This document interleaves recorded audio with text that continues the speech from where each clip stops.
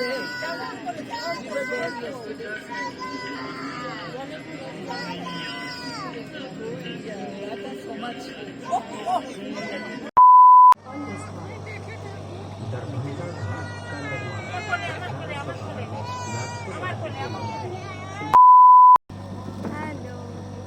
Back to my channel. এখন আমি বেনারসের একটা খুব সুন্দর জায়গায় এসেছি। দেখতে পাচ্ছ ক্রুজে উঠেছি, কিন্তু আঁচল ঘুমোচ্ছে, তো আমি ক্রুজে উঠেছি, সাথে আমার বাবা মাও আছে। দেখতে পাচ্ছ ক্রুজে অনেক লোকজন এসেছে, খুব সুন্দর জায়গা, দারুণ। তোমরা যারা ক্রুজের এখনও কোনোদিনও ওঠোনি তারা এখানে আসতে পারো, দারুণ। নৌকায় করে তো অনেকেই ওঠে, কিন্তু ক্রুজে করে উঠলে দারুণ লাগে। চেষ্টা করছি পুরোটা দেখানো তোমাদেরকে, তোমরা দেখতে থাকো। আমরা যে ক্রুজটার মধ্যে উঠেছিলাম সেটার নাম হচ্ছে বিবেকানন্দ ক্রুজ। এটা কিন্তু ওয়েস্ট বেঙ্গলের একটা ক্রুজ। ওরা ওয়েস্ট বেঙ্গল থেকে বেনারসে এটাকে নিয়ে গেছিলো, সেটাই শুনলাম ওখানে গিয়ে। ওখানকার যারা ক্রুজের মেম্বাররা ছিল সেটাই বললো। আমার ক্রুজে ওঠার একটাই কারণ ছিল যে আঁচল যেহেতু ভীষণ ছোট, তাই নৌকায় ওঠার রিস্কটা আমি নিচ্ছিলাম না, যে ও এত দুরন্ত, ও নৌকায় যদি একটা অন্য যদি কিছু হয়ে যায়, জলে পড়ে যায় বা কিছু হয়ে যায়, সেই কারণে আমি সেই রিস্কটা নিইনি। তো আমি ক্রুজে উঠলাম, কিন্তু ক্রুজে উঠে দেখলাম নৌকার থেকেও আমি ক্রুজে ওকে সেফলি রাখতে পেরেছি। আর ক্রুজে উঠে খুব সুন্দর হাওয়া আর অনবদ্য এক দৃশ্য গঙ্গার, সে বেনারসটাই অন্যরকম অনুভব করেছি। এবার তোমাদের আমি ক্রুজের ভেতরটা একটু ছোট করে দেখিয়ে দিচ্ছি। দেখো, এটা হচ্ছে ওই সামনের যে রেড কালারের যে গেটটা দেখলে, সেই গেটটা দিয়ে এন্ট্রি নিতে হয়, এবং এইটা হচ্ছে সব থেকে নিচের জায়গা। এতগুলো সিটে তোমাদের যেখানে ইচ্ছা তোমরা সেখানে বসতে পারো। আর এই যে সিঁড়িটা দেখতে পাচ্ছ, এটা সেকেন্ড ফ্লোর। এখানে বসার জায়গা নেই খুব একটা, কিন্তু দাঁড়িয়ে দাঁড়িয়ে তোমরা গঙ্গা সব কিছু উপভোগ করতে পারো। এরপর তোমরা, যেটা আমি টপ ফ্লোরে, যেটা আমি একদম ওপরে ছিলাম, সেটা পড়বে। এই টপ ফ্লোরে ওঠার আমার একটাই কারণ ছিল, এখানে আমি সিটটা পেয়ে গেছিলাম, মানে নিচে আমি সিটটা পাইনি, আমি ওপরে ফাঁকা সিট পেয়ে গেছিলাম। আর ওপর থেকে খুব ভালো গঙ্গার ভিউ দেখা যাচ্ছিল, সেই কারণে আমি ওপরে উঠেছিলাম। মানে নিচ ওপর সব জায়গাতেই খুব ইজিলি সব কিছু দেখা যায়। এটা যেটা দেখতে পাচ্ছ, এটা এসি রুম। এই এসি রুমেও তোমরা গিয়ে বসতে পারো, এসি রুমেও বসার অনেক জায়গা আছে।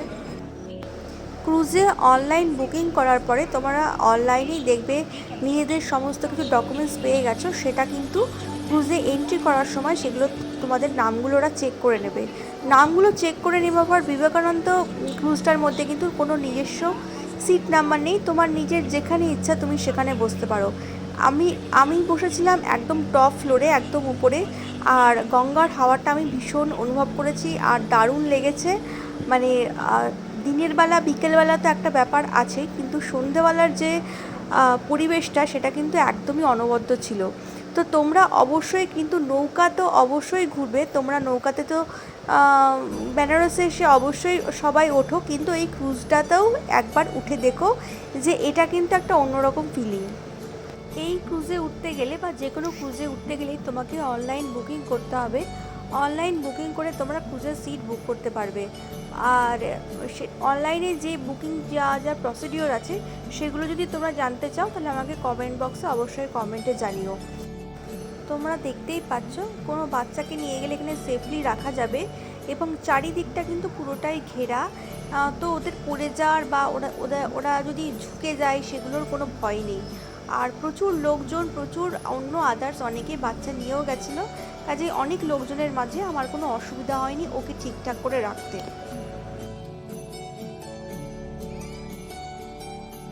নৌকায় করে ঘুরলে যেমন নৌকার মাঝিরা বিভিন্ন ঘাটের বিভিন্ন পৌরাণিক বৃত্তান্ত আমাদের সাথে শেয়ার করে, ঠিক তেমনি ক্রুজে উঠলেও কিন্তু এরকম বৃত্তান্ত ওরা একটা অডিও রেকর্ড আছে, সেই রেকর্ডটা ওরা চালিয়ে দেয়।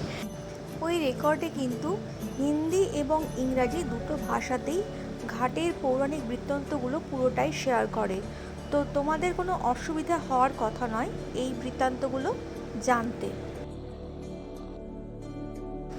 এখানে যে ক্রুজটা তোমরা দেখতে পাচ্ছ এটা হচ্ছে অলকনন্দা ক্রুজ। এটাও একটা ক্রুজ। এটার কিন্তু এরকম টপ ফ্লোরে বসার কোনো জায়গা নেই, সবটাই এসি রুম। এটাও ভীষণ ভালো, কিন্তু আমরা বিবেকানন্দা ক্রুজটাই উঠেছিলাম।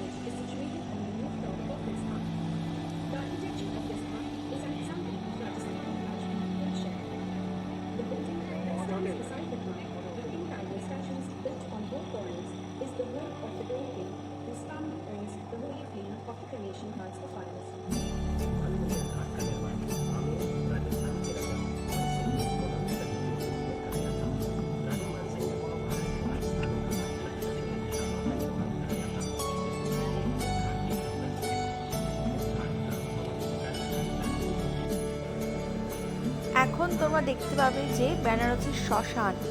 বেনারসের শ্মশানে দেখো জ্বলন্ত কতগুলো চিতা জ্বলছে, মানে একসাথে অনেকগুলো চিতা কিন্তু একসাথে জ্বলে, যেটা আমি কখনো দেখিনি। ওপরে দেখো অনেকগুলো চিতা একসঙ্গে জ্বলছে। আমি প্রথমে একটা কথা মিস করে গেছি, সেটা হচ্ছে এই ক্রুজটা কিন্তু রবিদাস ঘাট থেকে মানে ছাড়ে, রবিদাস ঘাট থেকে ছাড়ে, আবার রবিদাস ঘাটেই কিন্তু নিয়ে গিয়ে পৌঁছোয়। মানে রবিদাস ঘাটেই এই ক্রুজটাতে তোমাদেরকে উঠতে হবে। তোমরা যখন অনলাইন বুকিং করবে তখন দেখতে পাবে রবিদাস ঘাট কিন্তু সেটাখানে লেখা থাকবে।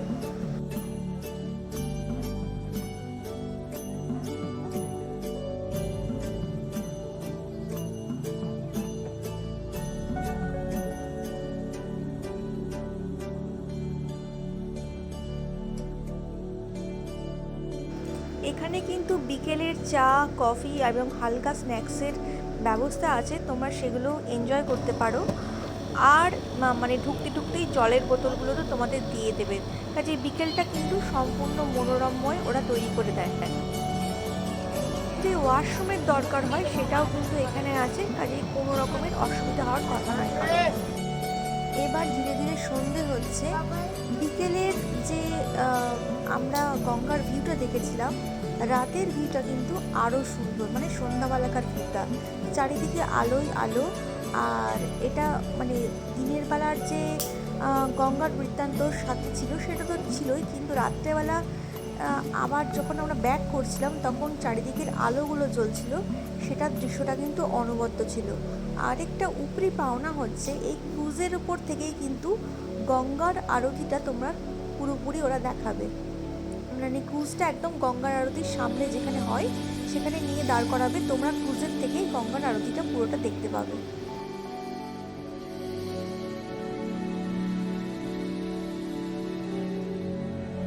এতক্ষণ পর এবার আমি দেখাবো আঁচলকে। আঁচল সন্ধে 5টা থেকে 7টা পর্যন্ত, মানে যতক্ষণ ক্রুজের টাইমটা ছিল এই টাইমটা পর্যন্ত কতটা দুষ্টুমি করেছে সেটা দেখাতে গেলে তো আমি এত কিছু দেখাতেই পারতাম না, তো একটু ছোট অংশ তোমাদের সাথে আমি শেয়ার করলাম।